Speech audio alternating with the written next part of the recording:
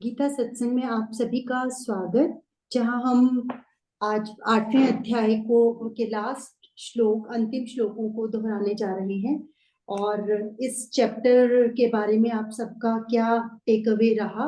Sir की इच्छा है कि आप सब जरूर 1 या 2 लाइंस में चाहे बोलें, लेकिन अपना टेक अवे जरूर बताएं।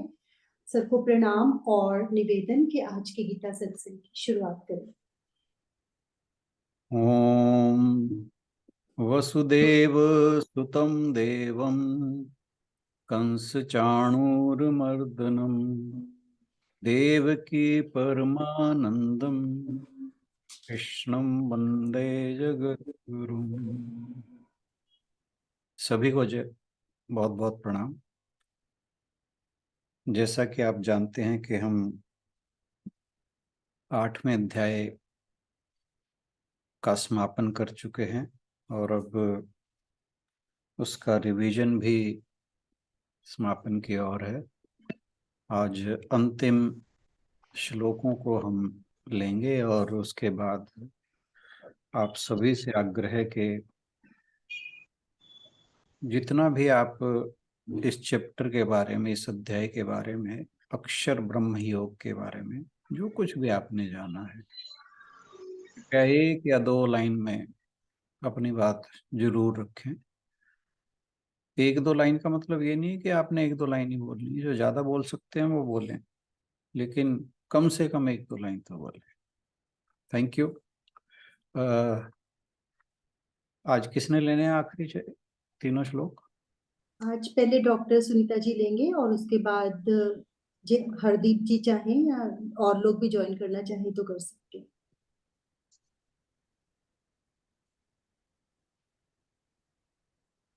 हरिओम जी। हरिओम जी। ओम श्री परमात्मे नमः। अथ अष्टमोऽध्यायः, श्लोक नंबर 26। शुक्ल कृष्णे गति हेते जगतः शाश्वते मते एकया यात्यनावृत्ति मन्यया वर्तते पुनः। क्योंकि जगत के ये 2 प्रकार के शुक्ल और कृष्ण अर्थात देवयान और पितृयान मार्ग सनातन माने गए हैं, शाश्वत माने गए हैं। इनमें से एक के द्वारा गया हुआ वापस नहीं लौटना पड़ता उसको, और वो परम गति को प्राप्त होता है। और जो दूसरे के द्वारा जाता है उसको फिर से वापस आना पड़ता है, अर्थात उसको जन्म मृत्यु को प्राप्त होना होता है। ये हमने किया था कि 2 मार्ग हैं, देवयान और पितृयान। एक है शुक्ल पक्ष का। शुक्ल पक्ष का अभी तक पिछले श्लोकों में हमने देखा कि जो ज्ञान का मार्ग है, जो शुक्ल का मतलब कि वो ज्ञान को सिग्निफाई करता है, जो ज्ञान का मार्ग है वो ही मुक्ति का मार्ग है। जो कृष्ण पक्ष का मार्ग है, जिसको हमने पितृयान बोला, वो अज्ञान का मार्ग है और वो हमें वापस इस जन्म मरण के चक्कर में घुमाता रहता है। ये एक सिंबॉलिक रिप्रेजेंटेशन है कि और ज्ञान मुक्ति का मार्ग और अज्ञान हमारे पतन का रास्ता है। हमें अगर 2 रास्ते दिखते हैं, कहीं भी कोई हमारा लक्ष्य है, उसमें जाने के लिए अगर हमें कोई 2 रास्ते मिलते हैं, एक आसान है और एक थोड़ा मुश्किल है, तो ये एक ऑब्वियस सी बात है कि हर कोई वो आसान रास्ता लेना चाहेगा। तो आसान रास्ता है वो ज्ञान का रास्ता, जो हम कह रहे हैं शुक्ल पक्ष का रास्ता। उसमें धीरे धीरे, क्रमशः वर्ड यूज किया हमने, कि धीरे धीरे स्टेप बाय स्टेप हम उस रास्ते में आगे चलते जाएंगे और हम अल्टीमेटली अपने लक्ष्य को, मुक्ति को प्राप्त होंगे। और जो दूसरा रास्ता है वो टेढ़ा मेढ़ा है, मुश्किल रास्ता है, और उस रास्ते से फिर घूम के हमें वापस वो पितृयान का रास्ता है, और उसमें आने जाने का चक्कर लगा रहता है। उसमें हम निकृष्ट कर्म करते हैं, पतन के मार्ग पे आगे बढ़ते हैं। तो वो फिर हमें वापस आना पड़ता है। सो यहाँ पे आपने एक दीपक का रेफरेंस दिया था, दीपक के बुझने से पहले वो बहुत ब्राइट होता है। तो एक बार ये मैं खत्म कर लेती हूँ, तो आप एक बार उस चीज को दोबारा प्लीज रिपीट कर देना, वो थोड़ा कंफ्यूजन था। और ये जो दोनों मार्ग हैं, मतलब इनको हम कहते हैं ये शाश्वत है, ये साधन है हमारा, साधन है, और ये साधन कभी इसका विनाश कभी नहीं होता है। और जो कृष्ण पक्ष में जाने वाले हैं, जो अभी पूरी तरह जागृत नहीं है, तो उनके लिए भी साधन की कमी नहीं, साधन खत्म नहीं हो जाता है। ये उनको आगे, जो हमने क्रमशः वर्ड यूज किया, धीरे धीरे आगे के जन्मों में, आगे उनको जब वापस आए। सर 1 सेकेंड में आ रही, जस्ट 1 सेकेंड। प्लीज।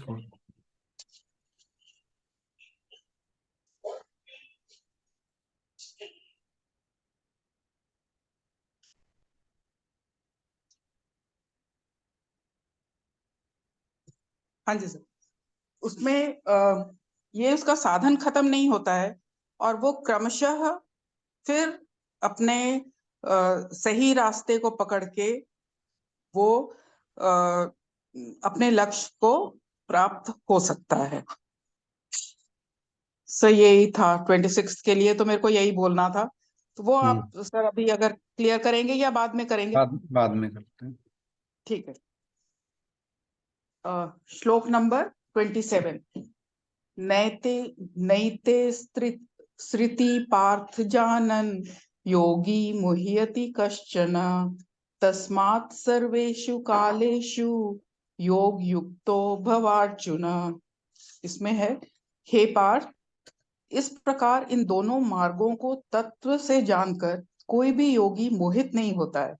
इस कारण हे अर्जुन, तू सब काल में समबुद्धि रूप योग से युक्त हो, अर्थात निरंतर मेरी प्राप्ति के लिए साधन करने वाला हो। इसमें हमने किया कि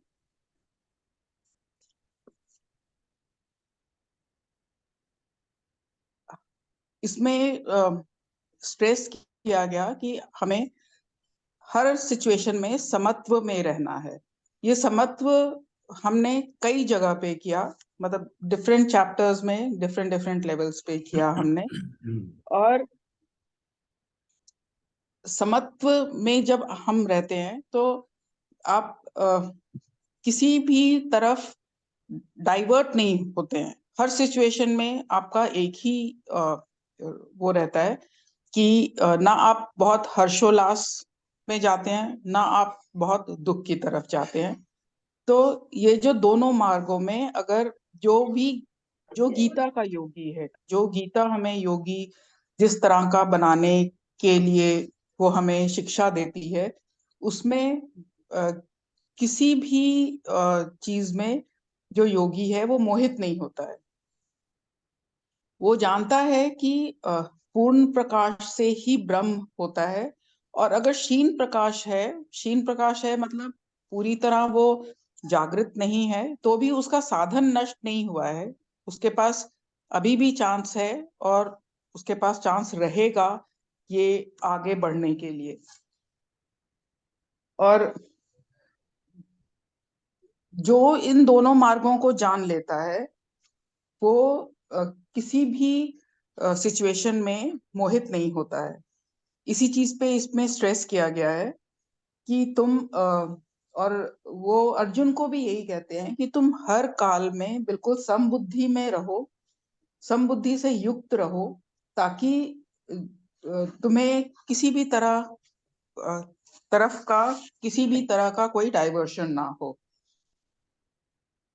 जब तक हम सिर्फ इस संसार को ही सब कुछ माने रहते हैं, उसी में हम आकर्षित रहते हैं, मोहित रहते हैं, तो ये ज्ञान नहीं है। इसको हम ज्ञान नहीं कह सकते, क्योंकि उससे फिर वही आसक्ति होती है, वही मोहित होना, वही जकड़ा जाना, और वही उलझे रहने का। तो यही जीवन का, जिसको कहते हैं हम, कृष्ण पक्ष है। जब विवेक खुल जाता है, जब ज्ञान प्राप्त होता है, विवेक खुल जाता है, वो जीवन के शुक्ल पक्ष की ओर हमें ले जाता है। मतलब वो सही देवयान, सही रास्ते की तरफ हमें ले जाता है। तो वहां पे सब आपको ये समझ आता है कि यही सब कुछ नहीं है और यहीं पर ही सब कुछ नहीं है। तो जब ये समझ में आता है तो आपको पता चलता है कि जीवन में श्रेष्ठ क्या चीज है। तो आप बंधन के मार्ग जो भी हैं उनसे आपका आकर्षण खत्म होने लगता है। जो भी संसारिक विषय पदार्थ हैं उनके ऊपर आपका आकर्षण, आसक्ति खत्म होती है। आप इस चीज को रियलाइज कर लेते हैं कि वो सिर्फ भोग मार्ग हैं और बंधन का कारण है, और वो आपके जीवन को अधोगति की तरफ लेके जा रहे हैं। जो परमात्मा का भाव है वो है परमात्मा की तरफ झुकाव, परमात्मा की ही तरफ लगाव, और यही योग मार्ग है और यही शुक्ल पक्ष है, और इसी को हम ऊर्ध्व गति कहते हैं। तो हमारी जिंदगी का कोई भरोसा तो है नहीं, कोई भी क्षण हमारा लास्ट मोमेंट हो सकता है। इसलिए भगवान कहते हैं कि तुम हर समय योग में युक्त रहो, बाहरी के भोग पदार्थों से, बाहर के जो भी अट्रैक्शंस हैं उनसे दूर रहो, और मन का भी विश्वास नहीं करना चाहिए, क्योंकि मन का भी कोई भरोसा नहीं है कि वो कब आपको भ्रम में डाल दे, किस टाइम उसकी क्या मति हो, वो आपको गलत रास्ते पे चढ़ा दे, कि संसार की तरफ ले जाए। इसलिए वर्ड यूज किया गया यहाँ पे सर्वेशु कालेशु, मतलब सब समय, हर समय आपको सावधान रहना है, और यही जीवन की वास्तविक साधना है। और यही शुक्ल पक्ष, जब आपको ये ज्ञान हो जाता है, यही शुक्ल पक्ष है, यही उत्तरायण है, यही जीवन का आनंद है, यही ऊर्ध्व गति है, और यही परम गति है। मतलब जब ज्ञान प्राप्त हो गया तो आपने सब कुछ प्राप्त कर लिया। इसके बाद 28 वाला है, वेदेषु यज्ञेषु तपः शुचैव दानेषु यत् पुण्य फलम प्रदिष्टम अत्येति तत्सर्वमिदं विदित्वा योगी परम स्थानमुपैति चाद्यम्। इसमें योगी पुरुष इस रहस्य को तत्व से जानकर वेदों के पढ़ने में तथा यज्ञ, तप और दान आदि के करने में जो पुण्य फल कहा गया है, इन सबको निसंदेह उल्लंघन कर जाता है और सनातन परम पद को प्राप्त होता है। इसमें सब बताया कि जो योगी पुरुष है वो इन सबको यज्ञ, तप, ज्ञान, दान, इनसे जो भी प्राप्त होता है वो इन सब के ऊपर हो जाता है। अब ये जो वेद क्या है, मतलब वेद हैं जिनको हम कहते हैं वो अविदित परमात्मा की साक्षात जानकारी, उसको हम वेद कहते हैं। अगर वो हमें पता चल गया, अगर वो विदित हो गया, वो हमें दिखने लग गया, वो हमें पता लग गया उसका, तो फिर हमें इन चीजों की क्या जरूरत है।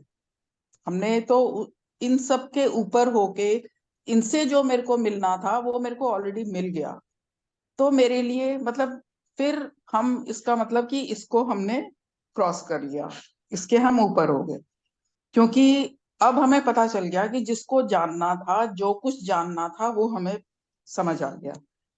अब यज्ञ यज्ञ हम करते हैं, मतलब एक तरह से वो हम आराधना करते हैं, ये एक नियत क्रिया है, ये जरूरी भी है। ये जो भी चीजें हैं ये सब जरूरी हैं करने के लिए, मतलब ऐसा नहीं है कि हम इनको छोड़ के हम सोचें कि हम सीधा पहुंच गए, ऐसा नहीं है। लेकिन जब हम ये सब कुछ करते हुए हमने उस परम ज्ञान को प्राप्त कर लिया, तो हमारे लिए इन चीजों की वो अहमियत नहीं रह जाती है। तो आराधना की नियत क्रिया है और ये जरूरी भी है, लेकिन जब इससे हमें जो तत्व प्राप्त होना है वो तत्व हमें प्राप्त हो जाता है, तो फिर हमें इसको करने की मतलब वो आवश्यकता नहीं है कि हमें ये करना है। और जब हमने अपने मन सहित इंद्रियों को लक्ष्य के हिसाब से तपाते हैं, हम तप करते हैं, और जब लक्ष्य प्राप्त कर लिया तो उस तप से मिलने वाले फायदे, मतलब ये जो भी चीज मैं कह रही हूँ, जैसे यज्ञ का फल अपने लक्ष्य की प्राप्ति, दान का फल उस लक्ष्य की प्राप्ति, तो इनसे जो हमें फल मिलता है उन उस फल से हम ऊपर उठ जाते हैं।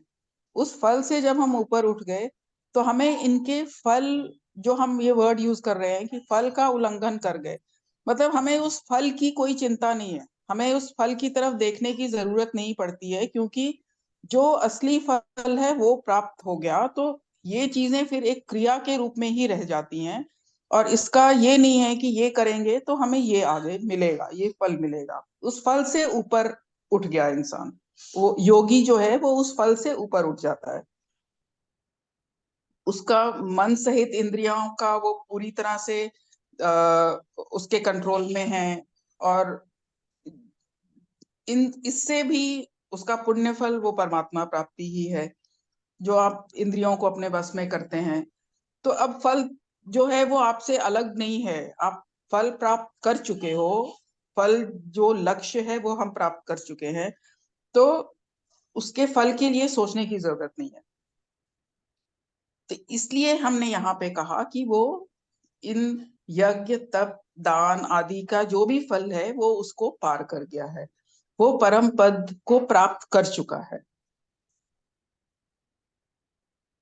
योगी पुरुष जो है वो इस तत्व, इस रहस्य को जान लेता है कि वेदों के पढ़ने में यज्ञ तप दान आदि से जो भी पुण्य फल हैं वो उसको जब पता चल गया उसको, तो वो इनके फल को लांघ जाता है और सनातन परम पद को वो प्राप्त कर लेता है। वेदों का अध्ययन करना बहुत जरूरी है, अच्छा है, क्योंकि हमारे जितने भी परंपरा हैं उनका मूलाधार ये वेद ही है, और ऐसे ही यज्ञ तप दान जरूरी हैं, इनसे भी पुण्य फल की प्राप्ति होती है। लेकिन जो हमें पुण्य फल, जो असली पुण्य फल है, जब हमें वो मिल गया तो हमें ये एक तरह से सीढ़ियां हैं, तो जो हमें वो मिल गया तो हम इन सीढ़ियों को पार कर चुके हैं, और हमारा ध्यान जो है वो इन फलों की तरफ नहीं जाता है। हमने इनको एज स्टेप्स यूज किया अपनी उस अल्टीमेट लक्ष्य प्राप्ति के लिए। तो इसमें यही कहा गया कि अ, इस जब ये हो गया तो उसके बाद जो आपको मिल गया, तो फिर आप उस परम गति को प्राप्ति हो गई आपकी, तो आपका वापस आना नहीं है।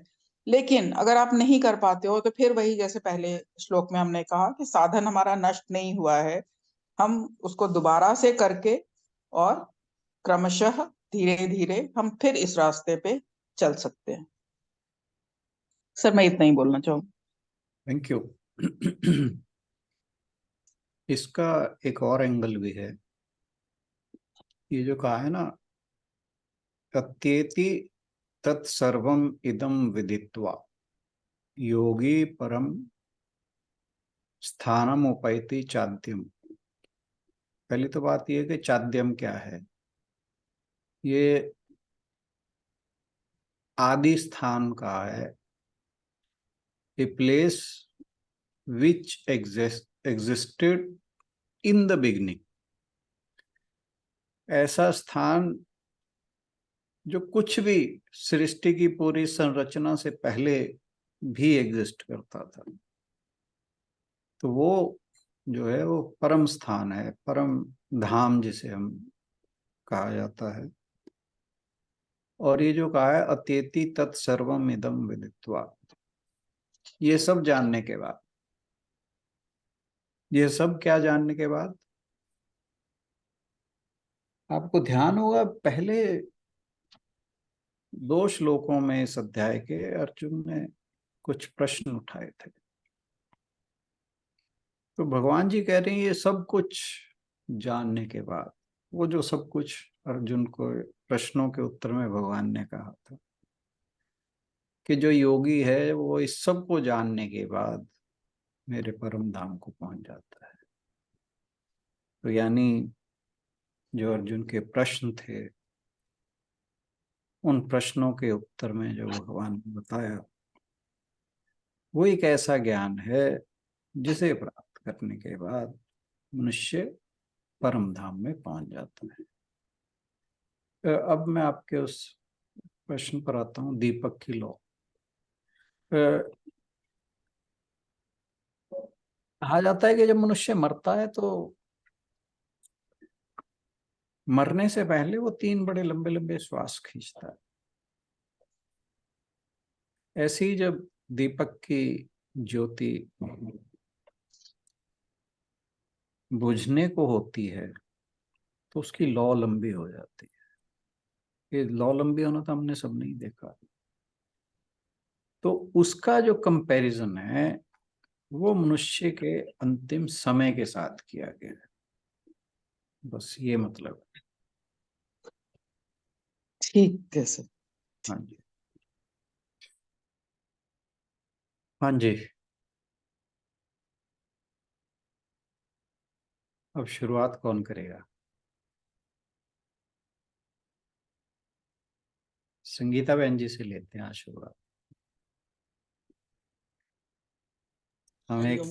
हरिओम कुछ सबको। कुशल वक्ता से शुरू करना चाहिए। हाँ, नहीं नहीं नहीं, हाँ, ये भार मत डालो।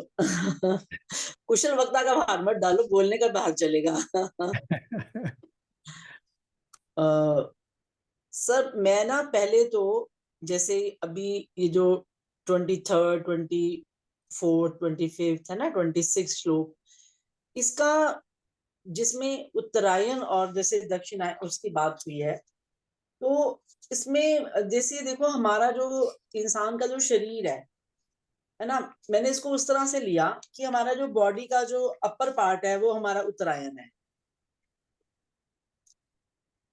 ना, उत्तर नॉर्थ कह लीजिए, है ना। तो और जो लोएस्ट पार्ट है वो दक्षिण है, अगर हम उसको मैप के हिसाब से भी देखें तो मुझे लगता है कि जब जो मुझे सबसे इसमें मतलब जो मुझे पकड़ने में मजा आया जिस बात को, वो ये लगी कि जैसे जो हमारी जब हम उत्तरायण की बात कर रहे हैं, 6 मंथ उत्तरायण है ना, और वो दक्षिणायन वाली बात, मतलब जो हमारी प्राण शक्ति का जो है ना वो नियंत्रण पाना है एक्चुअली उत्तरायण की ओर जाना। मतलब जो एक आम आदमी में जो कोर्स ऑफ प्राण है, जो प्राणों का जो प्रवाह है वो नीचे की तरफ रहता है ना। वो मतलब जैसे हमारे ब्रेन से वो मतलब फ्लो करता है, हमारी सेंसरी नर्व्स एंड हमारी जो बॉडी में अनगिनत सेल्स हैं, मतलब उनकी और ये प्राण शक्ति का प्रवाह है, दक्षिणायन की तरफ है। तो जो प्राण शक्ति का जो बिखरना है, जो फैलना है ना, वो ही हमें संसारिक पदार्थों में उलझाता है फिर, क्योंकि वो बिखर गई हमारी सारी शक्ति।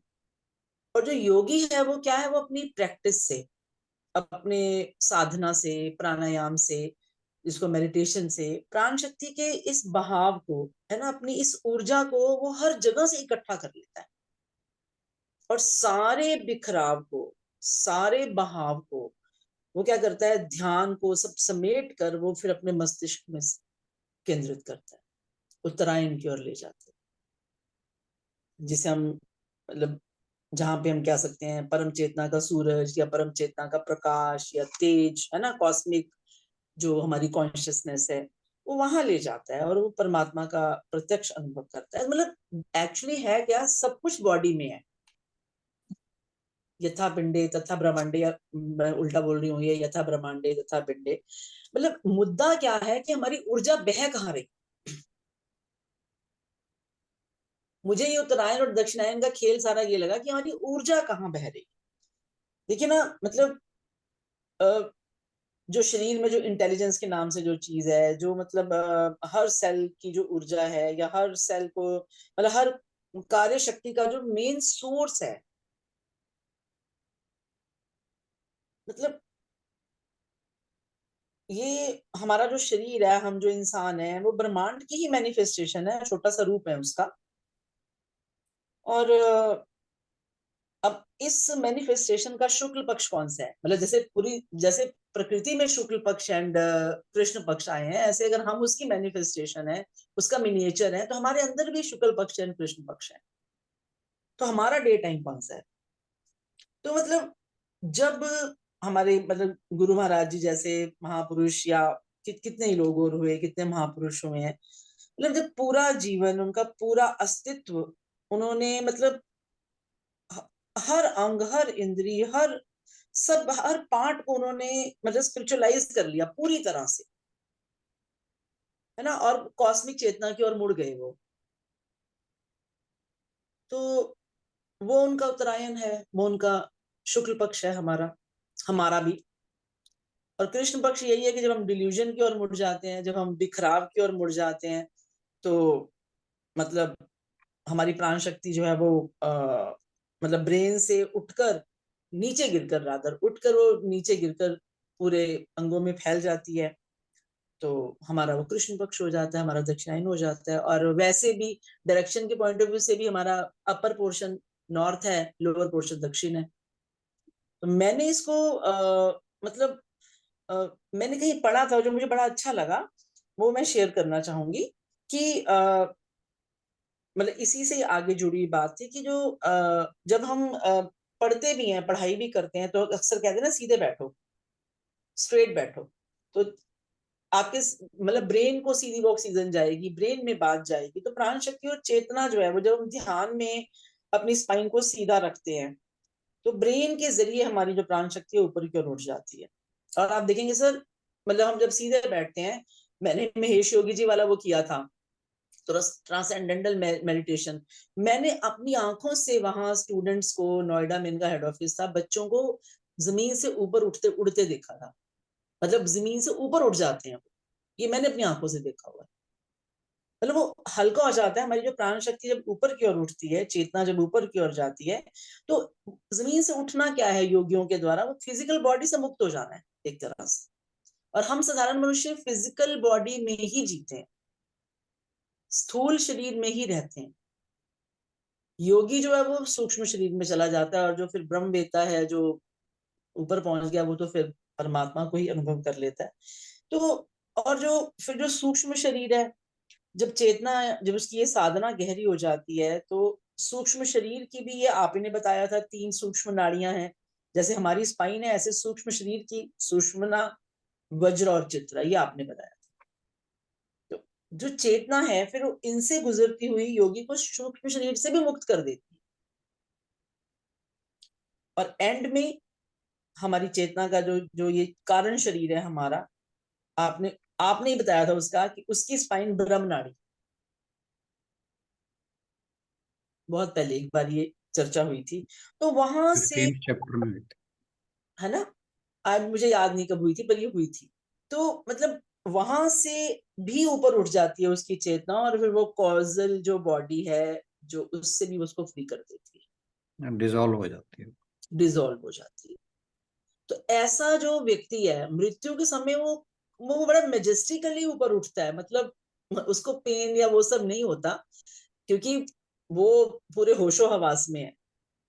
तो मतलब मुझे तो ये उत्तरायण और दक्षिणायन अपने अंदर ही दिखाई, समझ आए, वो मुझे ज्यादा अच्छे लगे। और मुझे एक बात और भी लगी जो मुझे बड़ी भाई, वो ये थी कि जैसे ये रूपक दिया ना, एक तरह से ये मेटाफर ही है ना। तो मतलब अगर हम चाहते हैं हमारा पुण्य मरण हो, तो कहते हैं कि हमारे ऊपर अग्नि, सूर्य, चंद्र और आकाश, इन देवताओं की कृपा रहनी चाहिए। अग्नि कहते हैं कर्म का चिन्ह है, यज्ञ का चिन्ह है, मतलब जीवन के अंतिम क्षण में भी यज्ञ की ज्वाला जलती रहे, कुछ ना कुछ करते रहे। और जो सूर्य की कृपा है, सूर्य एक तरह से हम जब ये गायत्री मंत्र भी पढ़ते हैं, तो बुद्धि की प्रभा है, हमारी प्रज्ञा जो है वो विकसित हो, मतलब हमारी एक तरह से बुद्धि की जो चमक है ना, वो एंड तक रहनी चाहिए। बुद्धि डजंट मीन हमारी मतलब फालतू की, जिसको हम कहते हैं लॉजिकल, वो नहीं। और चांद किसको कहते हैं सर हम? अब जब अगर शुक्ल पक्ष और कृष्ण पक्ष में हम चांद की बात करते हैं ना, तो चांद क्या है कि मतलब शुक्ल पक्ष में क्या है, चांद बढ़ता है, फुल उस पे होता है वो अपना। तो कहते हैं कि चांद को मन का देवता भी कहा जाता है, मतलब चांद का संबंध मन से है, भावना से है ना। तो हमारी जो भावना है वो मृत्यु के समय पवित्र हो पूरी तरह से। तो मन की जो भक्ति है या प्रेम है या जोश है या परोपकार की भावना है, दया की भावना है, ऐसी जो भावना है जिसका हम संबंध मन से या चंद्र से मानते हैं, ये विकसित हो। और आकाश की कृपा, जो हमारा हृदय का आकाश है सर, उत्तरायण का जो आकाश होता है हम देखेंगे उसमें क्या होता है, एकदम से स्पष्ट स्वच्छ आकाश शुरू हो जाता है, बादल छटना शुरू हो जाते हैं जैसे उत्तरायण आता है। उससे पहले दक्षिणायन में क्या है, आकाश धुंधला है, बादल हैं, थोड़ा सा मलिन कह लीजिए, थोड़ा सा क्या कहेंगे, मटमैला कह लीजिए, लेकिन उत्तरायण आते आते आकाश जो है वो चमकीला हो जाता है, स्वच्छ हो जाता है, स्पष्ट हो जाता है।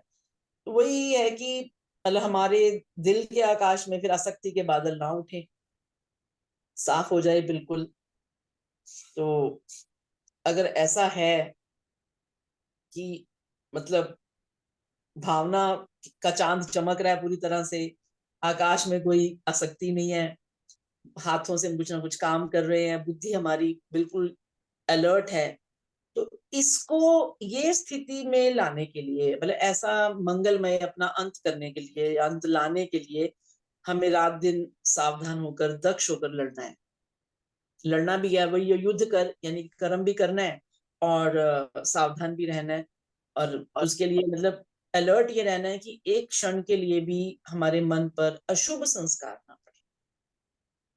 अब देखिए मतलब कोशिश ऐसा हमें मतलब ताकत मिलती रहे, परमात्मा से हम ये प्रार्थना करें। और सर जैसे कृष्ण पक्ष की भी बात हुई है या उसकी बात भी हुई है, शुक्ल पक्ष की भी बात हुई है, तो रास्ता तो मुझे लगता है एक ही है। मतलब हम अपनी कर्मों की गति के हिसाब से आगे भी बढ़ते हैं या पीछे रुक जाते हैं। जिसके कर्म अच्छे हैं, जिसके कर्मों का भार नहीं है, मतलब उसकी जो आत्मा है वो हल्की होती है, और हल्की होकर वो अपनी यात्रा पे लोगों को, मतलब हर लोग को सर, जैसे हमने ये हम पढ़ते हैं या सुनते हैं कि जो फिर वही बात मैं दोहराऊंगी, यथा पिंडे तथा ब्रह्मांडे। तो जैसे साधारण जीव है, हमारा स्थूल शरीर भी है, फिर हमारा भाव शरीर है, फिर सूक्ष्म शरीर है, फिर 7 शरीर माने जाते हैं ना सर, ऐसे ही 7 लोक माने जाते हैं। भूलोक है, कामलोक है, मनोलोक है, स्वर्ग लोक है, बुद्धि लोक है, आत्मलोक है, फिर निर्वाण लोक है। तो इन 7 शरीरों का इन 7 लोकों से संबंध है। ज्यों ज्यों ये बात मुझे बड़ी क्लियरली समझ में आई है, इसलिए मैं इसको मतलब अच्छे से कह भी पाती हूँ कि जैसे जैसे हमारा क्या कहेंगे उसको, कि ऊपर कौन नहीं उठ पाता है एक्चुअली, ऊपर ना उठना जिसके कर्मों का बोझ ज्यादा हो जाता है, जब भार लेके चलते हैं हम तो उठना मुश्किल होता है। ऐसे आत्मा के ऊपर जब बहुत सारे भार हो जाता है ना, तो मतलब जैसे सॉरी मतलब अशुभ कर्मों का, अशुभ संस्कारों का अगर भार ज्यादा है तो उसका मतलब उसकी डेंसिटी ज्यादा होगी। जब डेंसिटी ज्यादा होगी तो हमें ऊंचा उठने में, एक के बाद एक जो ये लोक बताए हैं उन तक पहुंचने में बड़ी मुश्किल होगी। तो जितना इनका घनत्व ज्यादा होगा, डेंसिटी ज्यादा होगी, उतना ही फिर हम आगे की लोकों में हमारी यात्रा जो है वो मुश्किल हो जाती है। इसलिए जो उत्तम जीवात्माएं होती हैं वो हल्की होने से वो जल्दी ही गुजरती सर, हर आत्मा हर लोक से गुजरती है, क्योंकि रास्ता ही एक है, जब सारे लोग आने हैं रास्ते में, तो वो जो शुभ संस्कारों से भरी आत्माएं हैं, जो जीवन मुक्त हो चुके हैं, वो गुजर जाते हैं, निकल जाते हैं, उनको रुकना नहीं पड़ता कहीं पर भी, और जल्दी जल्दी छोड़कर इन लोगों को वो परम धाम में पहुंच जाती हैं। हमारे ऊपर क्योंकि अशुभ कर्मों के संस्कारों का भार ज्यादा होता है, इसलिए हम थोड़ा उठ नहीं पाते हैं, तो उसको कम दक्षिणायन। हाँ, तो उसको हल्का करने की जरूरत है। और हल्का करने का एक ही तरीका है कि हम सावधान रहें, अपना कर्म भी करें और भगवान को निरंतर स्मरण करते रहें और उससे प्रार्थना करें, क्योंकि अपने बस में नहीं है कुछ भी, अपने बूते से बाहर है।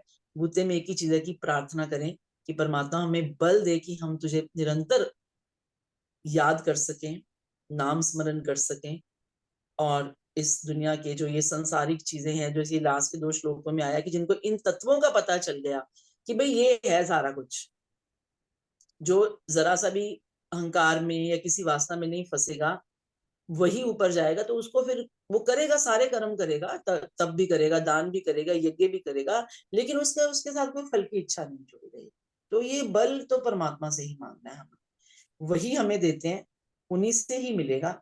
ये बात सब मुझे इसमें समझ आई है। और मतलब जिस सूक्ष्म शरीर को लेके हम आगे यात्रा करते हैं, हमारे जीवात्मा यात्रा करता है, वो उसके अंदर मन, चित्त, अहंकार, ये सब चीजें हैं, जहां जहां हमारा मन अटक जाएगा वहीं यात्रा रुक जाती है। तो इनसे हमें पार उतारे वो परमात्मा ही उतारेगा।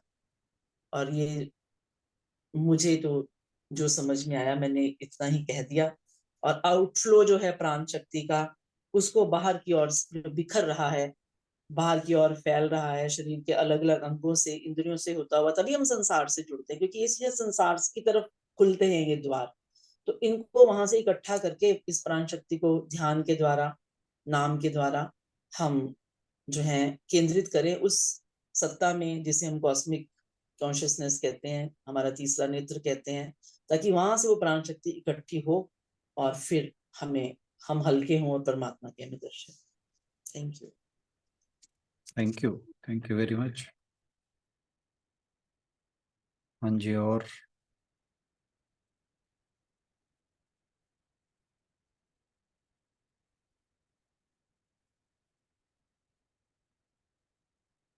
कौन बोलना चाहेगा?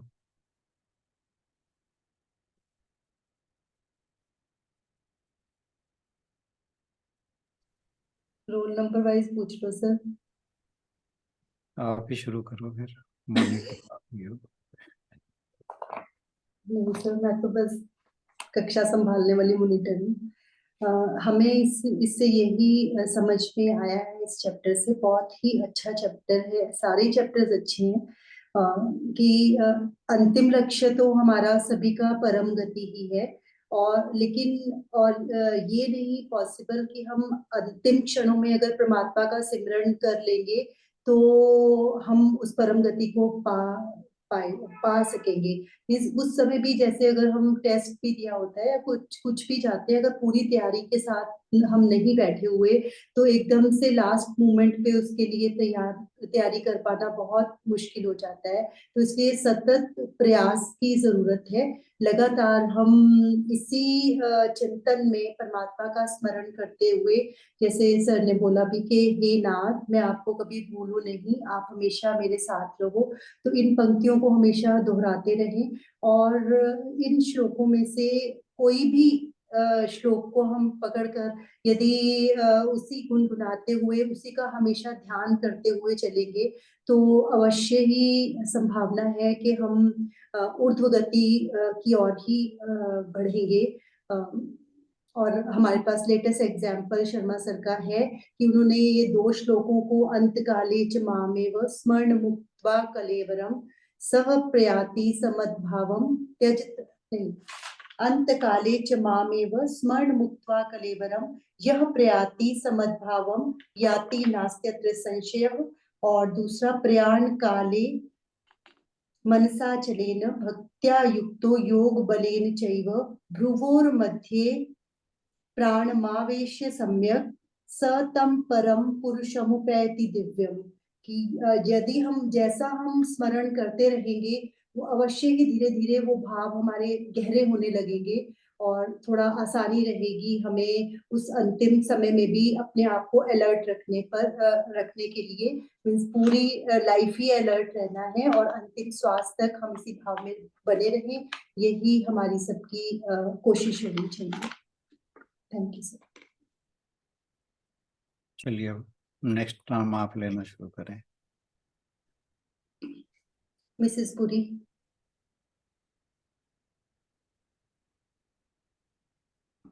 हाँ जी, नमस्कार जी।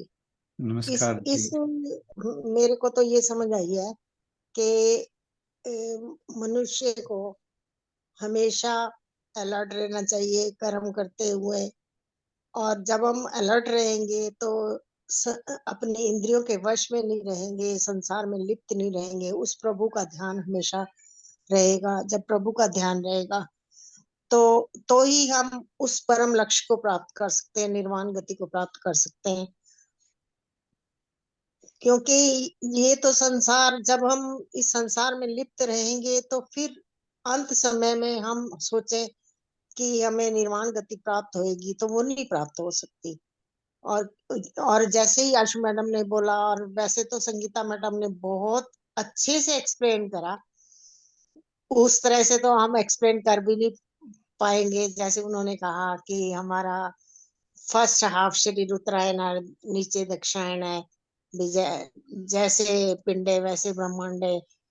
तो ये बहुत अच्छे से उन्होंने एक्सप्लेन करा।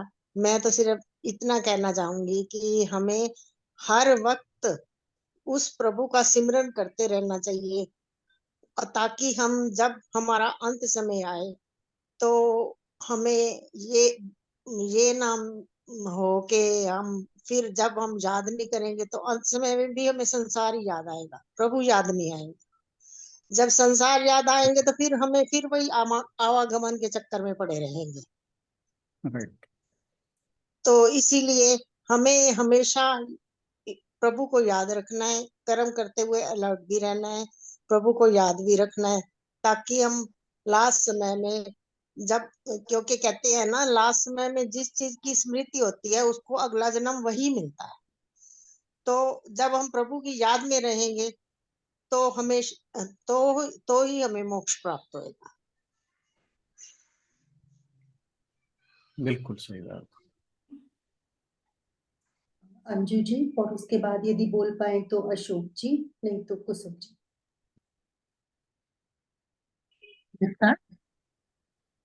इसमें भगवान जी ने पहले तो बिल्कुल ज्ञान भी दिया अर्जुन के जरिए हम लोगों को, कि किस तरह क्या होता है। जैसे भगवान ने बोला कि शुक्ल पक्ष में गति होती है तो परम धाम को पहुंचते हैं, और कृष्ण पक्ष में होती है तो फिर वापस आना पड़ता है। तो इस तरह उन्होंने ये भी बताया कि क्या करने से क्या होता है, क्या गलत है, क्या सही है। पर उसके बाद भगवान ने बहुत आसान कर दिया चीजों को। मेरे को जो समझ आई और मेरे को बहुत आसान रास्ता लगा कि कुछ नहीं, सब कुछ छोड़ के भगवान के शरण में चले जाएं और भगवान को याद करें। तो अपने आप जहां जाना है, ये नहीं सोचना कि हम उत्तरायण में मरेंगे तो वहां चले जाएंगे और दक्षिणायन में गति होगी तो हमको वापस आना पड़ेगा। हे भगवान, हम ऐसे ना करें, हमको वापस ना आना पड़े। ये कुछ सोचने की जरूरत ही नहीं है। भगवान कहते हैं कि तुम मुझे याद करो, बस फिर बाकी उनके ऊपर छोड़ देना है। मैं दिमाग कम इस्तेमाल करती हूँ ना, तो मुझे लगता है हाँ, आसान हो गया। बस भगवान जी ने ये कहा है ना, इस चीज को पकड़ लो, उनको याद बिल्कुल। करो, जो करना आप करेंगी। मेरे को मुझे ये रास्ता आसान लगा। मैंने इससे यही लिया कि बस सब भगवान को याद करना है। एक जो मेरा काम है, मैं एक चीज पकड़ती हूँ, मेरी आदत ही है ऐसी कि एक चीज पकड़ लो, समझ लो कि ये करना है, उसके बाद शुरू हो जाओ। बस समझ लिया कि भगवान जी को याद करना है, उसके बाद शुरू, फिर इधर उधर नहीं देखना, उनको याद करते जाना है, बस इतना ही करना। ये मैंने इससे, मेरा टेक अवे ये था। Thank you. सुनीता बहन जी।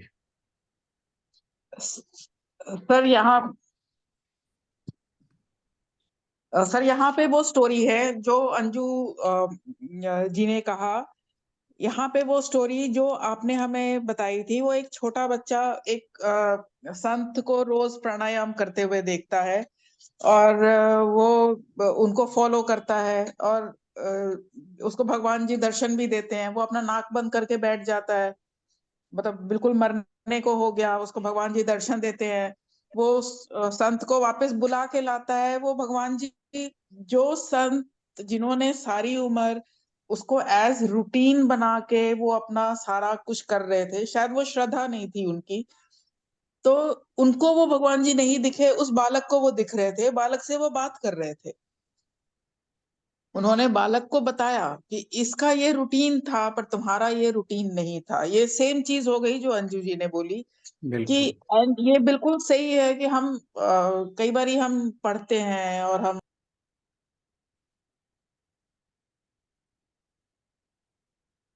अल्टीमेटली इन सब का एक ही मतलब घुमा फिरा के भगवान जी भी सारी इतने सारे श्लोकों में वो बताते हैं कि तुम ऐसे ध्यान करो, तुम वैसे बैठो, तुम्हें सीधा बैठना चाहिए। फिर लास्ट में वो आके कह देते हैं कुछ मत करो, मुझे याद करो और सिर्फ मुझे याद करो। तो आई थिंक अल्टीमेट ट्रुथ यही है कि आप उनको दिन रात, आपको जिस भी फॉर्म में याद कर सकते हो, जिस बिल्कुल। नाम से याद कर सकते हो, जिस फॉर्म में याद कर सकते हो, जिस तरीके से याद कर सकते हो, आप बस उनमें लगे रहो। कोई कुछ रूटीन फॉलो करो ना करो, बट उनमें पूरी श्रद्धा रखो, उनमें पूरा फेथ रखो, उनको हमेशा अपने मन में रखो। बस अल्टीमेट आई थिंक यही है। बाकी तो ठीक है, हम पढ़ रहे हैं, वो भी हमें समझा रहे हैं कि तुम्हें ऐसा करना है, वैसे करना है, सब all said and done. Ultimately बस उनके पैर पकड़ के उन्हीं के पैरों को ध्यान करो और कुछ नहीं बस करो। बस बस बस। और एक बात मुझे ये भी लगी ना कि ज्ञान का तो कोई अथाह है, मतलब इसकी कोई था ही नहीं है। कितना ही ज्ञान ले लेंगे, कितना ही पढ़ लेंगे, फिर भी अधूरे हैं। अगर भक्ति का चुन लिया रास्ता, तो फिर तो भगवान अपने आप देख लेंगे ना कि हम क्या कर रहे हैं और कहाँ हैं। ज्ञान को आगे पा ही नहीं सकते। मेरे से ऊपर कोई और है, उनसे ऊपर कोई और है, उनसे ऊपर कोई और है। भक्ति से ऊपर तो कुछ नहीं है ना। इसलिए ये आसान और ऐसा रास्ता है जिसमें इंसान अपने आप को भूल ही जाएगा। फिर ठीक है, मतलब हमें उस लेवल तक पहुंचना है कि अपने आप को भूल जाना है और वो ही याद रखना है। मुझे ये महसूस हुआ। ज्ञान एक्चुअली, हम ज्ञान के बारे में थोड़ा भ्रमित रहते हैं, ये भी समझो। जिस चीज को हम ज्ञान कहते हैं ना, वो है इंफॉर्मेशन गैदरिंग। इसीलिए हम उससे परेशान होते हैं कि क्या क्या याद रखें, क्या क्या समझें। फिजिक्स, केमिस्ट्री, बायोलॉजी, फलाना ढिकड़ा, पता नहीं हजारों सब्जेक्ट हैं, हम इन्हें ज्ञान समझते हैं। वास्तव में जिस ज्ञान की बात गीता में होती है, वो ज्ञान इन्फॉर्मेशन नहीं है। मुझे जैसे कई बार बहुत लोग कह देते हैं आपको बड़ा ज्ञान है जी। अजी कहाँ ज्ञान है? ये जो इंफॉर्मेशन गैदरिंग है, दिस इज नॉट ज्ञान। ज्ञान है अपने स्वरूप को जानना, व्हाट आई एम। जिसने ये जान लिया, फिर वो भगवान जी ने क्या कहा था, जिससे जानने के बाद तुझे और कुछ जानना शेष ना रहे, ज्ञान उसे कहते हैं। तो ये जो शास्त्रीय ज्ञान है, मेरे ख्याल मैंने एक दो दिन पहले या आज ये शास्त्रीय ज्ञान पे मैसेज भी लिखा था, इफ आई रिमेम्बर करेक्टली, शायद आज का नहीं।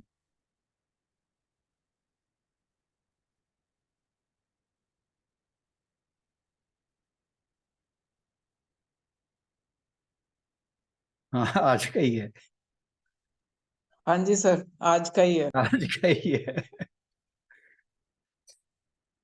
तो हम जिसे ज्ञान समझते हैं ना, वो ज्ञान नहीं है, ये शास्त्रीय ज्ञान है।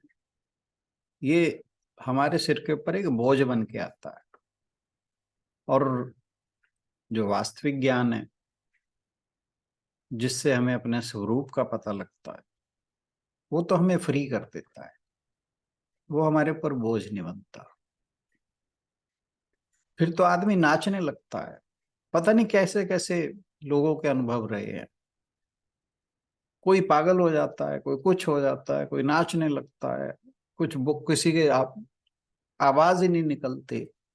ये लोगों के मैं जो अनुभव है वो बता रहा हूँ। तो ज्ञान तो बहुत ऊंची चीज है। तो जिस बात के हम ज्ञान कहते हैं वो ज्ञान नहीं है। चलिए जी, अगला। अशोक जी बोलना चाहेंगे, अन्यथा कुसुम हांडा जी।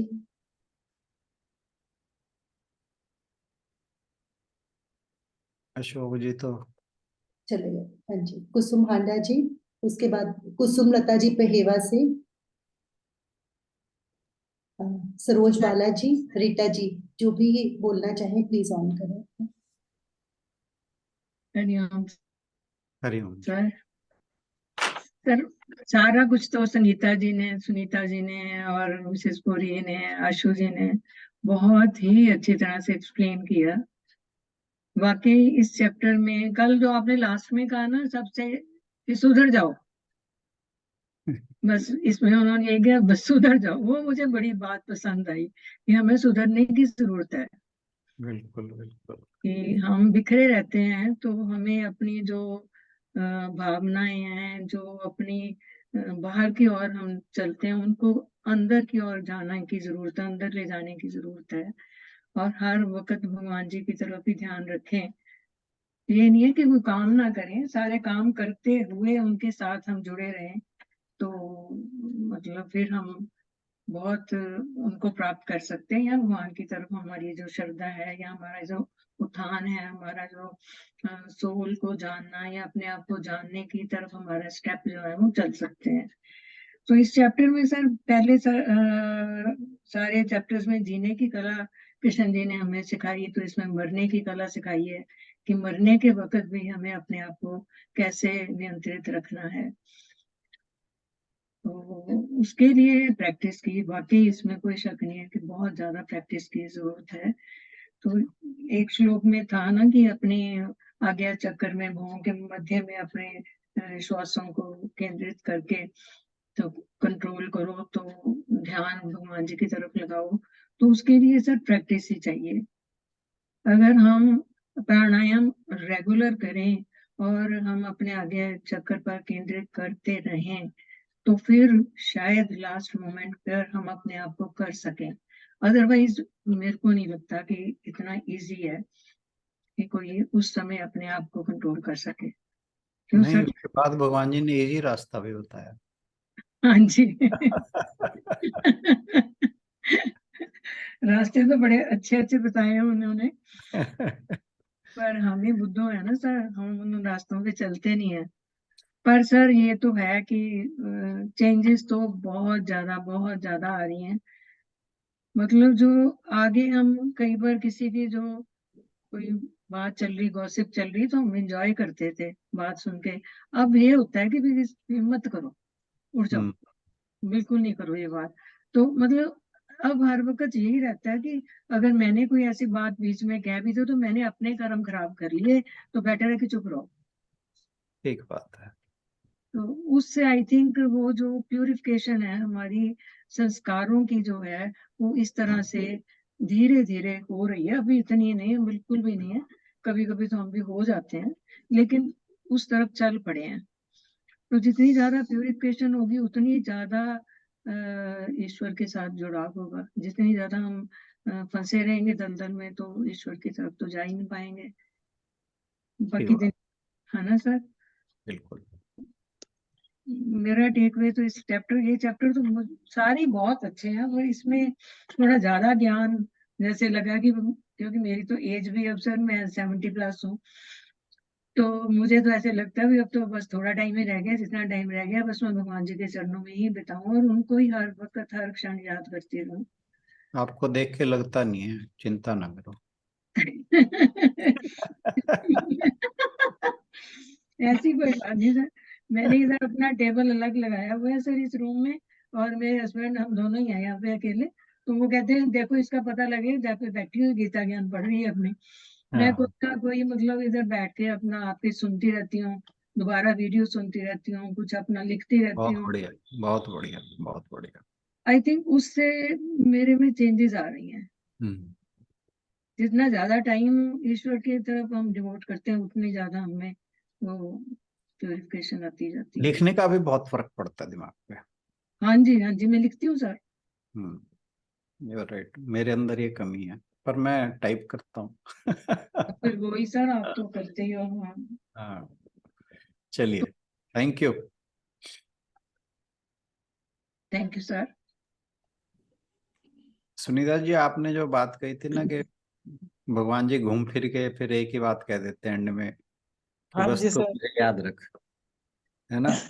हाँ वो जी सर। गीता के लास्ट चैप्टर में भी उन्होंने यही कहा है। हाँ जी सर। हाँ जी बिल्कुल। सुधर जाओ और मुझे याद रखो। वो सर्वधर्मान 66। त्यक्त्वा, हाँ जी। सर्वधर्मान त्यक्त्वा मामेक जी। शरणम व्रज। सारे धर्म छोड़ दे, बस हाँ मेरी जी, शरण आ जा। मेरी शरण में सर्वधर्मान् परित्यज्य मामेकं शरणं व्रज अहं त्वा सर्व पापेभ्यो मोक्षयिष्यामि मा शुचः। हाँ, सर अच्छा है, एक मतलब हमारे जैसों के लिए उन्होंने एक बहुत आसान रास्ता बताया, और आसान भी है, और जो आजकल का टाइम है उसमें ये वर्केबल भी है, बट हम इतना भी नहीं कर पाते। प्रॉब्लम हम लोगों के साथ ये है कि हम इतना भी नहीं कर पाते। और जैसा कि अभी कुसुम जी ने कहा कि ये डेफिनेटली है कि जब से ये करना शुरू किया तो पहले आप एंजॉय करते थे गॉसिप, अब वो चीज आप बिल्कुल करना नहीं चाहते हैं, और आप वहां बैठना ही नहीं चाहते हैं। दूसरा, आप कुछ ना कुछ आपको मिलता रहता है, आप ढूंढते हैं कुछ पढ़ सकें, कुछ इसी तरफ चल सकें, और इतना कुछ अवेलेबल है। पहले हम और कुछ पढ़ते थे, देखते थे, अब है कि इस तरफ भी देखने का, पढ़ने का मिलता है, तो हर तरफ से कुछ ना कुछ अ, आसान लगता है, कुछ आप पिकअप करते हैं जो आपके हिसाब का हो। जैसे होता है कि जब आप मेडिटेशन भी करवाते होते थे तो आप ये कहते थे कि अ, हर तरह का मैं करवा रहा हूँ, बट हर एक का अपना एक होता है कि किसको कौन सा, जिसको कहते हैं सूट करता है, इन द सेंस कि जो उसमें करने में कंफर्टेबल है। तो हम जो भी, जो जिस भी तरीके से करने में कंफर्टेबल है वो उसको लिबर्टी है, वो कर सकता है। तो ये चीज मतलब पहले हम नहीं करते थे। पहले तो आप रिचुअल्स फॉलो करते हो विदाउट नोइंग कि वो रिचुअल का मतलब क्या है। बल्कि अभी मैं कल ही कुछ पढ़ रही थी तो उसमें उन्होंने करवा चौथ का भी बता रखा था। करवा चौथ का ही पढ़ रही थी कि मैं करवा चौथ क्यों शुरू हुआ।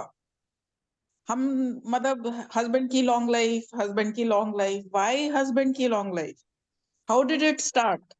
क्योंकि धीरे पहले जैसे देयर वाज अ टाइम जब दोनों बराबर होते थे, फिर धीरे धीरे लेडीज का घर में ज्यादा टाइम निकलने लगा, तो the male counterpart was जो सारे बाहर के काम भी करते थे, और वो ही मतलब एक तरह से पूरे घर का भार उनके सिर पे होता था।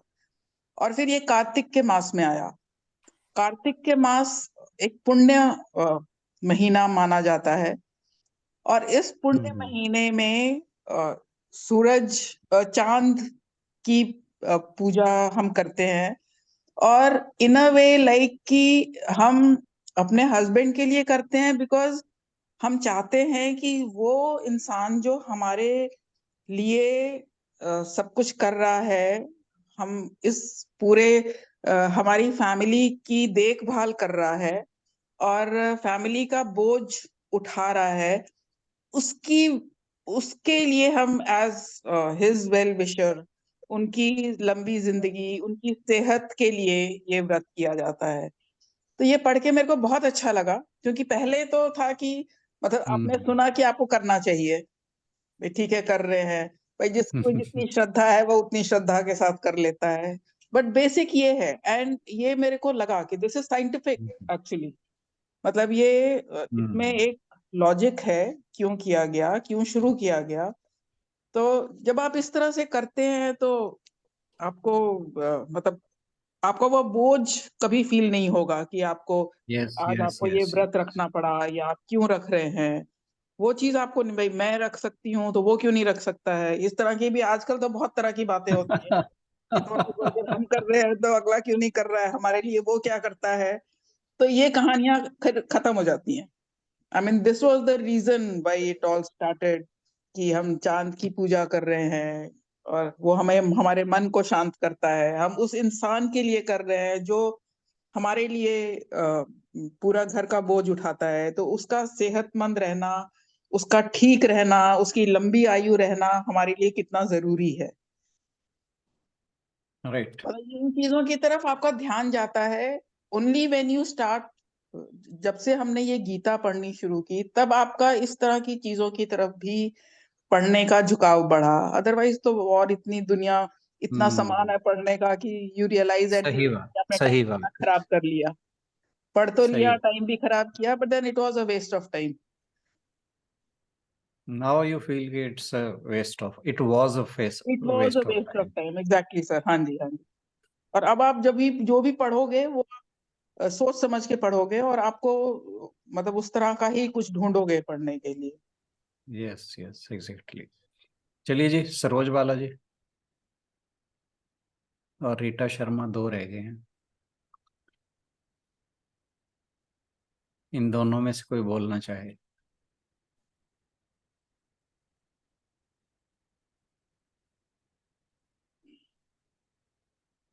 चलिए चलिए, सरस्वती देवी मैं ठीक है। थोड़ा सा हम्म, समाप्त कर दूं इसको।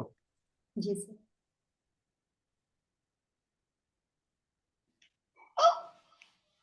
ये चैप्टर वास्तव में हमारे जीवन से रिलेटेड है। मैंने एक दिन पहले भी कहा था कि हमें जीने का ढंग नहीं आता। जिसको ये पता ही नहीं है कि जीवन क्या है, तो उसके लिए मृत्यु क्या है वो तो बहुत दूर की कौड़ी हो जाती है। हमारा जीवन के बहुत सारे आयाम हैं और बहुत सी प्रश्न हैं हमारे जीवन के ऊपर कि इस जीवन का स्रोत क्या है, इस जीवन का उद्देश्य क्या है, मृत्यु क्या है। तो कोई भी विचारशील आदमी जो है उसके दिमाग में ये प्रश्न उठना स्वाभाविक है।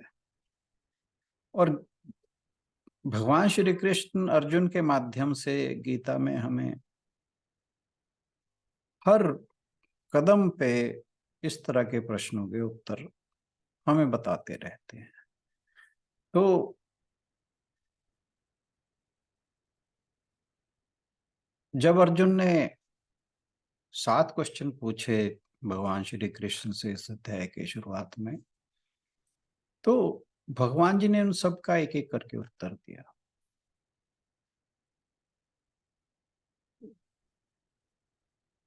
और जो ज्ञानी लोग होते हैं वो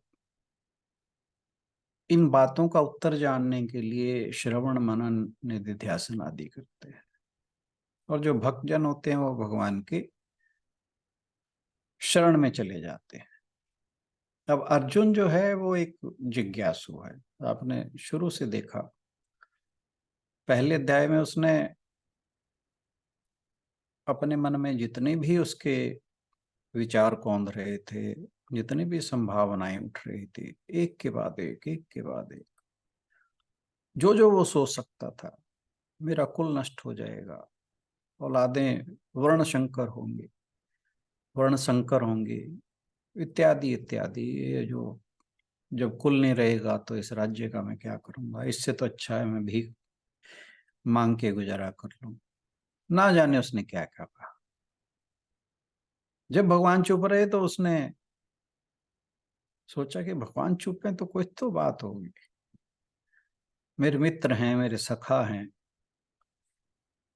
ऐसा तो नहीं होता कि मैं बोलता रहूं और ये चुप रहें। फिर उसने सोचा कि अब मैं भगवान से ही पूछता हूँ कि ये क्या है। तभी उसने कहा था कि मैं धर्म सम्मूढ़ हो गया हूँ, आपकी शरण ग्रहण करता हूँ और आप मुझे ज्ञान दीजिए, मैं आपका शिष्यत्व ग्रहण करता हूं। तो भगवान उसके जितने भी प्रश्न हैं यहाँ इस अध्याय में, वो सारे बड़े प्यार से उसे बताते हैं। उसे बताते हैं कि ये जो ब्रह्मांड है, इसके रचयिता ब्रह्मा है।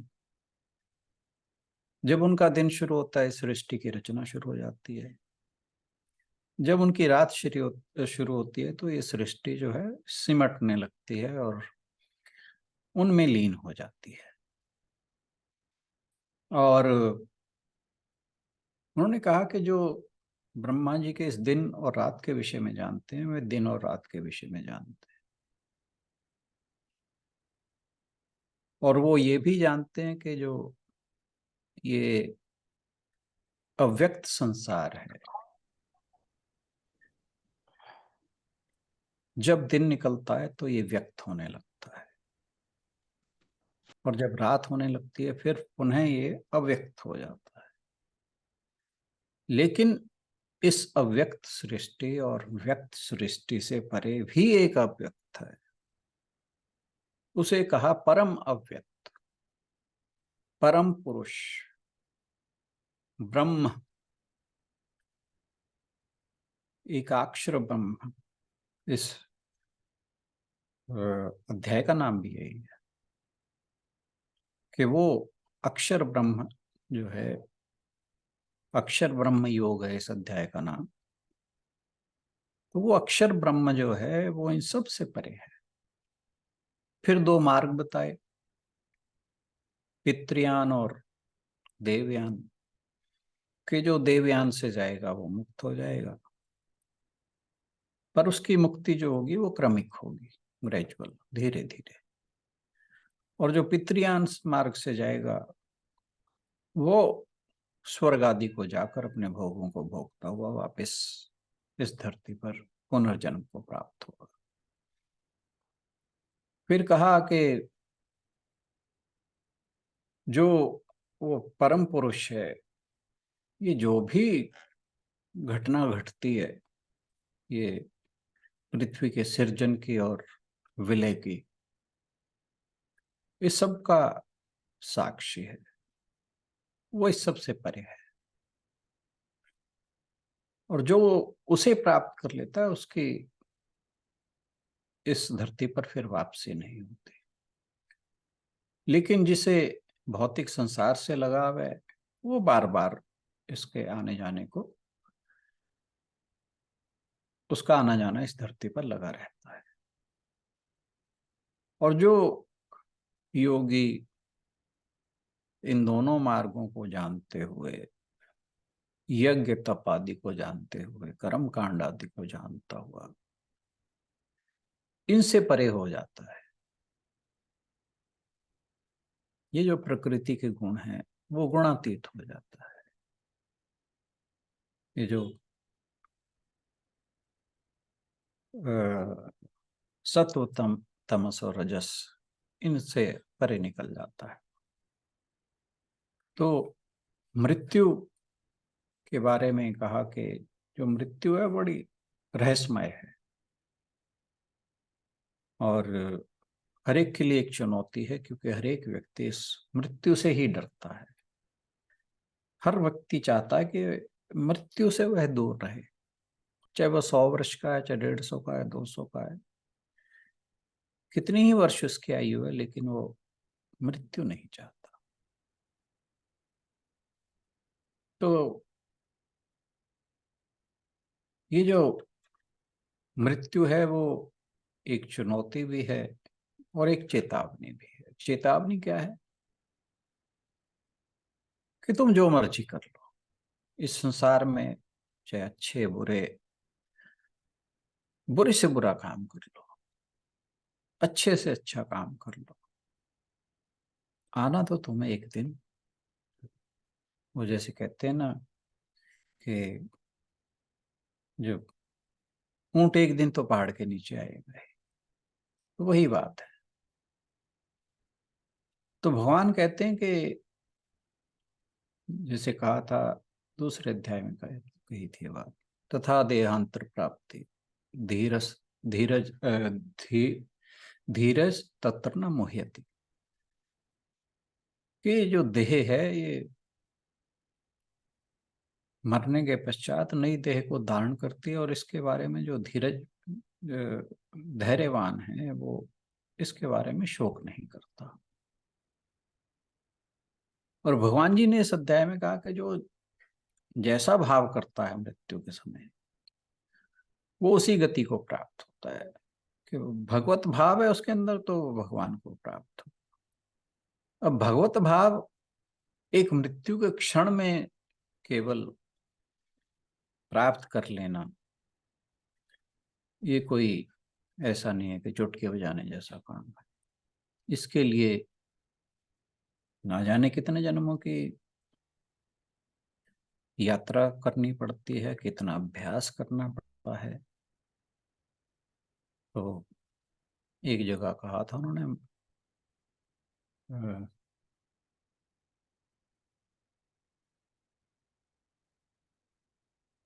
कि हजारों वर्षों के बाद मनुष्य जो है वो मुझे जानने के लिए उत्सुक होता है, और उनमें से भी कोई विरला मुझे जानने का प्रयास करता है, और उनमें से कोई विरला मुझे जान पाता, ठीक से जान पाता है, यथार्थ रूप से जान पाता है। तो ये सोच लेना कि अंतिम क्षणों में हम भगवान को याद कर लेंगे, ये इतना आसान नहीं है। उसके लिए सतत अभ्यास, नित्य अभ्यास की जरूरत होती है। तो क्योंकि मनुष्य सारा जीवन जो जो सोचता रहता है, जो जो उसके कर्म होते हैं, जैसे जैसे उसके भाव होते हैं, वो सारे भाव जो हैं संस्कारों के रूप में इकट्ठे होते रहते हैं, और वही भाव जो हैं फिर वो मृत्यु के क्षणों में जो है सामने आते हैं। तो अगर आपके मन में भगवत भाव रहे हैं, आपने भगवान का स्मरण सारी उम्र किया है, तो उनका स्मरण ही उस टाइम याद आएगा। तो भगवान के द्वारा जो सलाह दी गई है वो ये है कि ये जो संसार है ये दुखालय है, दुखों का घर है। जैसे बुद्ध ने कहा था, शून्यम शून्यम क्षणिकम क्षणिकम दुखम दुखम। तो ये संसार जो है वो दुख और पीड़ा का घर है। तो जिसके मन में भगवत भाव जाग गया, वो फिर मुक्ति तक पहुंच जाएगा। इसलिए भगवान इस बात पर जोर देते हैं कि मनुष्य को चाहिए वह नित्य निरंतर योग और ध्यान का अभ्यास करे। और ये योग और ध्यान ज्ञान योग भी हो सकता है, कर्म योग भी हो सकता है, और भक्ति योग भी हो सकता है। और ये हर व्यक्ति की अपनी प्रकृति, अपनी चॉइस पर डिपेंड करता है। तो इस अभ्यास के द्वारा मनुष्य निरंतर प्रभु का स्मरण करता रहे, ताकि मृत्यु के क्षणों में भी उसे भगवान जी ही याद आए। तो थैंक यू सो मच। और कल हम फिर नया अध्याय शुरू करेंगे। आज के लिए इतना ही। Thank you very much.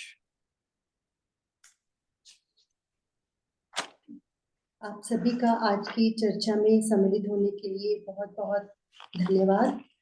सभी ने अपने विचार बहुत अच्छे से रखे आज की चर्चा में, और कहा भी गया है कि इस चैप्टर का आप जितना अध्याय अगर किसी पढ़ने जो समझाने वाला हो उसके साथ बैठ के जब आप करते हो तो आपको बहुत ही अच्छे से समझ आता है।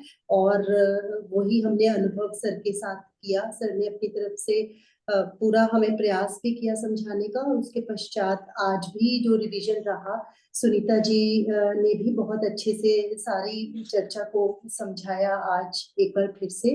तो इसी के साथ आज समापन की ओर बढ़ेंगे, और कल का समय अभी दोबारा से आपको एक बार बता दिया जाएगा। ओम पूर्णमदः पूर्णमिदं पूर्णात् पूर्णमुदच्यते पूर्णस्य पूर्णमादाय पूर्णमेवावशिष्यते। ओम शांति शांति ही शांति ही। हरिओम। सभी को बहुत बहुत नाम और आज के सत्संग में आने के लिए बहुत बहुत धन्यवाद। Thank you everyone. सभी की ओर से गीतांजलि जी नहीं आई? आए थे, वो चले गए मेरे ख्याल से कामों को। ओके। हाँ जी, हाँ जी। सभी की ओर से राणा सर का भी बहुत बहुत धन्यवाद। कल मिलते हैं अगली चर्चा के साथ। Thank you everyone. कल या परसों? अभी डिसाइड कर लेते हैं। ठीक।